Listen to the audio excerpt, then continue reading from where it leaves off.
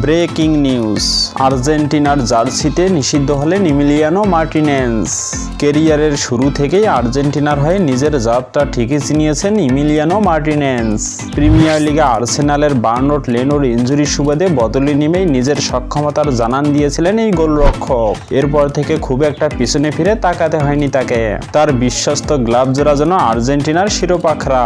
Spot কিকার মানসিকতার দিক থেকে অনন্য উচ্চতায় চলে যাওয়া ইমি অবশ্য বিতর্কিতও কম নন। বিশ্বকাপ জয়ের পর অশালীন ভঙ্গিতে ধরে রেখেছিলেন সেরা গোলরক্ষকের গোল্ডেন গ্লাস ট্রফি। এরপর থেকে বেশ কয়েকবারই একই ভঙ্গিমায় ট্রফি জয়ের উদযাপন করতে দেখা যায় বিশ্বকাপ জয়ী গোলরক্ষককে। সবশেষ 2024 সালে কোপা আমেরিকা জেতার পরেও একই ভঙ্গিমায় অশালীন ভঙ্গিতে করেছিলেন ট্রফি জয়ের উদযাপন।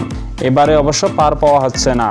ট্রফি জয়ের এমন উদযাপনের জন্য তাকে 2 ম্যাচের জন্য নিষিদ্ধ করেছে ফিফা ডিসিপ্লিনারি কমিটি। অক্টোবরে বিশ্বকাপের বাছাই পর্বের ম্যাচটাই মিস করবেন তিনি।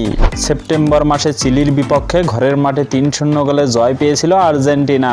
এরপরেই দেশের মাঠে প্রথমবার 2024 সালে জেতা কোপা আমেরিকার ট্রফি নিয়ে উদযাপন করতে সুযোগ পায় আলবিসেলেস্তেরা।